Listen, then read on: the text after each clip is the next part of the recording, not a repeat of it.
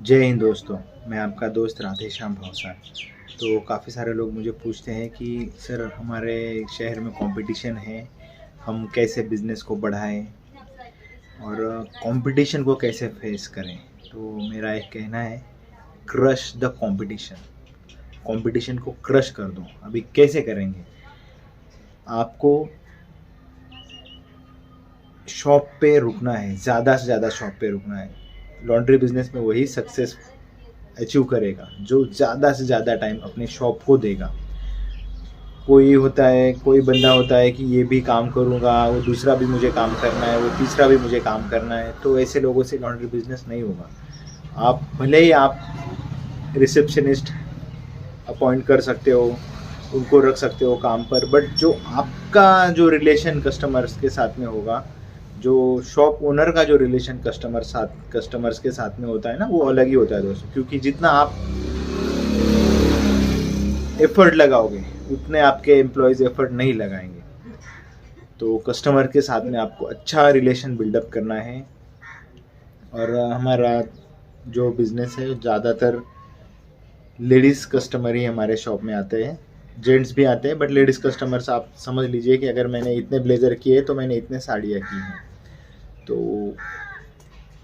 उसे आपको थोड़ा ध्यान में रखना पड़ेगा, अच्छे से बात करनी पड़ेगी और काम सबसे अच्छा करके देना होगा आपको।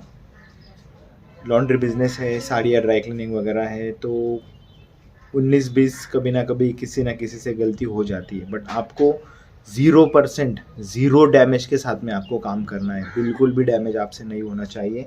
और सबसे इम्पोर्टेंट चीज़, अगर कस्टमर्स काउंटर पे आपके कस्टमर आते हैं ना, तो आपको कॉन्फिडेंस रहना चाहिए, अपने काम पे कॉन्फिडेंस रहना चाहिए। वो कैसे रहेगा? वो थोड़ा सा खर्चा बढ़ाएगा आपका।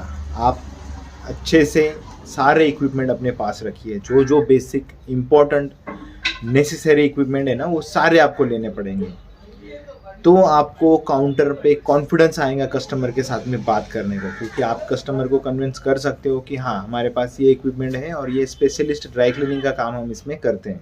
बहुत सारे लोग आयरनिंग का काम करते हैं और side by side dry cleaning का काम करते हैं। तो आयरनिंग करने वालों का और ड्राई क्लीनिंग करने वालों का मैंने जो ऑब्जर्वेशन किया है ना, तो वो मैं आपके साथ में शेयर करता हूँ। जो ड्राई क्लीनिंग करते हैं ना, वो थोड़ा सा काल्म रहते हैं, मतलब फुर्सत से कस्टमर को हैंडल करते हैं, कस्टमर से अच्छे से बात करते हैं, थोड़ा सा टाइम लगाते हैं। और जो लोग आयरनिंग का काम करते हैं, आयरनिंग का काम करते करते ड्राई क्लीनिंग का काम करते हैं ना, उनको थोड़ा सा जल्दी होता है, क्योंकि उनको पता है कि अगर मैं यहाँ पे टाइम वेस्ट करूँगा बात करने में, तो मेरा आयरनिंग का काम पीछे छूट जाएगा, या जिसको मैंने अर्जेंट देना है, क्योंकि वो सारा काम अर्जेंसी ही में ही करना होता है, जो भी आयरनिंग का काम होता है।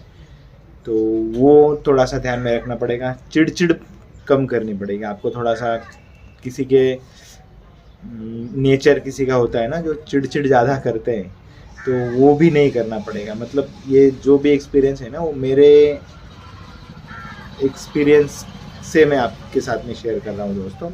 और ज़ीरो डैमेज आपको काम करके देना है, क्योंकि साड़ियाँ जब कस्टमर शॉप पर नई साड़ियाँ खरीदने जाते हैं ना, तो 50 साड़ी देखने के बाद में एक साड़ी सिलेक्ट होती है।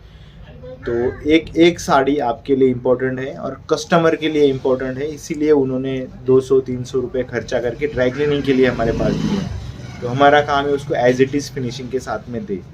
और ऐसा है कि आपके शहर में और भी शॉप होंगे, बड़ी बड़ी शॉप्स होंगी, बट आप एक बात ध्यान में रखिए, आपके पास प्लस पॉइंट क्या है कि आप खुद सारा कुछ हैंडल करते हो, सारा खुद ऑब्जर्वेशन करते हो, आपका खुद का कस्टमर के साथ में रिलेशन अच्छा है।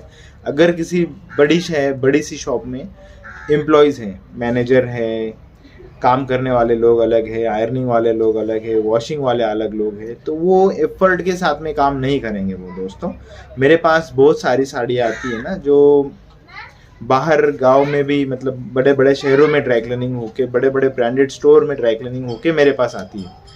तो मुझे समझ में आता है कि उन लोगों ने, उनका नाम तो बड़ा है, बट काम सही से नहीं है। मतलब जितना ओनर दिल लगा के काम करेगा, जितना एफर्ट लगाएगा ना, उतने कारीगर, बाकी जो दूसरे स्टाफ होता है ना, वो इतना दिल लगा के या एफर्ट लगा के काम नहीं करेंगे। उनको क्या है, सिर्फ काम आया है करके देना है, बट बाकी उनको कोई भी पड़ी नहीं होती है कि मेरे ओनर का बिजनेस बढ़ना चाहिए या ऐसा कुछ। वो बहुत कम लोग कारीगर ऐसे होते हैं। तो आप जितना काम खुद करेंगे, उनसे करवाएंगे आप खड़े होके, तो आपका बिजनेस 100% बढ़ेगा। और क्रश द कंपटीशन, ऐसा नहीं है कि क्रश द कंपटीशन मतलब एकदम सस्ते में काम करो, नहीं। आपको पैसा जो लेना है वही लेना है, बट कस्टमर को बताना पड़ेगा कि हम ये इक्विपमेंट यूज़ कर रहे हैं, आज मैंने 10-15 लाख रुपए का इन्वेस्ट किया है, तो मैं ये आपसे पैसे ले रहा हूँ। अगर आप ये बोलोगे, या फिर आपके पास मेरे पास 2 फ़ोन है, एक में वीडियो शूट हो रहा है, एक में ये है। तो एक फ़ोन में मैंने स्टीम आयरनिंग की छोटी छोटी क्लिप्स बना के रखी है। स्टीम आयरन तो यहाँ पे कस्टमर को दिख भी जाती है, और मेरा एक दूसरा और एक स्टीम आयरन सेटअप है, तो वो मैं एक क्लिप आपको दिखा दूंगा। साड़ी या रोल प्रेस की क्लिप्स हैं। तो कस्टमर अगर कहता है ना कि यहाँ पे वो शहर में धुले में इतना रेट है, सटाना में इतना रेट है, मालेगांव में इतना रेट है, तो मैं ये कहता हूँ उनको कि ये इक्विपमेंट में अगर वो काम कर रहे होंगे तो डेफिनेटली आपको अच्छा आपका फ़ायदा हो रहा है। बट अगर इनके पास ये इक्विपमेंट नहीं है, तो फिर कैसे वो फिनिशिंग दे सकते हैं, मुझे बताइए। आपको कन्विंस करना पड़ेगा कि आप किस लिए बेटर हो, तो आपको थोड़ा सा टाइम निकालना पड़ेगा कस्टमर से बात करने के लिए। अगर कस्टमर मुझसे कहता है कि धुले में 150 रुपये में 100 रुपये में ब्लेज़र ड्राई क्लीनिंग करके मिलता है, तो मैं उनको मेरा स्टीम प्रेस की एक जो वीडियो क्लिप दिखा रहा हूँ ना, वो मैं दिखा देता हूँ कस्टमर को, क्या वो लोग इससे आयरन करते हैं या नहीं। बाकी मुझे तो धुले वाले लोगों, बड़े शहरों के लोगों से या लॉन्ड्री ओनर से मुझे कुछ भी लेना देना नहीं है। हाँ, बट मेरा काम अच्छा है तो मुझे कस्टमर को बोलना पड़ेगा, और जो बोलेगा ना तो वो मिट्टी भी बेच देगा, ओके। और जो नहीं बोलेगा कि हमारा काम बेस्ट है, हमारा काम बेस्ट है, ऐसा बोलेंगे तो बोलने से नहीं होगा, आपको कुछ दिखाना भी पड़ेगा, प्रूफ दिखाना पड़ेगा। तो वही कस्टमर के दिल में रहता है कि हाँ, इन्होंने ये मशीनरीज ली हैं, इनके पास अच्छे से ये काम करते हैं। और पैकेजिंग वगैरह पे भी आपको ध्यान देना पड़ेगा। कई बार ऐसा होता है कि मेरे पास 2 लेडीज़ आती है, उसमें से एक लेडीज़ साड़ी ड्राई क्लीनिंग के लिए लेके आती है। जब वो लेके जाती है यहाँ से, तो दूसरी लेडीज़ सोचती है कि हाँ यार, अच्छे से पैकिंग वगैरह करके देते हैं, काम भी अच्छे से देते हैं, नेक्स्ट टाइम वो खुद भी उसकी साड़ी लेके आती है दोस्तों। तो ये कुछ होता है। आप अपना काम अच्छे से कीजिए। आप ये मत सोचिए कि आपके पास पीछे कितना कंपटीशन है, कितना एफर्ट लगा रहे हो, सामने वाला भी आपके पास कंपटीशन है, आपके कस्टमर बढ़ जाएंगे, ये होगा वो होगा।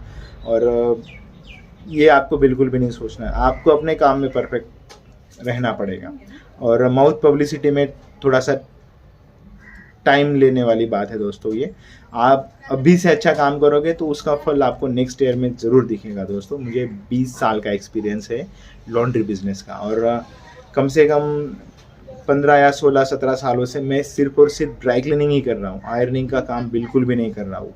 स्पेशलिस्ट जिसे आप बोलते हैं ना, कस्टमर बोलते हैं कि उनके पास स्पेशली ड्राई क्लीनिंग का ही काम होता है, तो वही काम मेरे पास लेके आते हैं। आयरनिंग का काम मेरे पास नहीं लेके आते दोस्तों। बट अगर शुरुआत में आपको करना है ना बिजनेस, तो आयरनिंग का भी कर सकते हो, ड्राई क्लीनिंग भी कर सकते हो, बट कस्टमर को टाइम देना पड़ेगा। ये नहीं है कि मेरे पास आयरनिंग का बहुत सारा काम पड़ा है, सीज़न में तो बहुत ज़्यादा काम आता है, तो ड्राई क्लीनिंग पे फोकस करना बंद कर देते हैं, तो वो नहीं करना है आपको। और भी कुछ रह गए होंगे पॉइंट तो कमेंट बॉक्स में ज़रूर बताइए डेफिनेटली। और मुझसे भी कुछ कहना रहेगा होगा ना, तो कमेंट बॉक्स में बताइए। आप भी कुछ सजेशन कमेंट बॉक्स में कर सकते हैं। काफ़ी सारे नए लॉन्ड्री ओनर्स हमारे वीडियोस देखते हैं, हमारे कमेंट्स पढ़ते हैं। तो बस दोस्तों, ये मेरा एक्सपीरियंस था। जय हिंद, वंदे मातरम, जय श्री राम। धन्यवाद दोस्तों। इम्पोर्टेंट लॉन्ड्री के जो प्रोडक्ट होते हैं ना, जो मैं ऑनलाइन मंगवाता हूँ या मेरे नॉलेज में है कि ये सबके लिए यूज़फुल होंगे, तो उसकी ऑनलाइन बाय लिंक हमेशा मैं डिस्क्रिप्शन बॉक्स में देता हूँ, तो जाके आप बाय कर सकते हैं, चेक कर सकते हैं और बाय कर सकते हैं। जय हिंद, वंदे मातरम, जय श्री राम। धन्यवाद दोस्तों।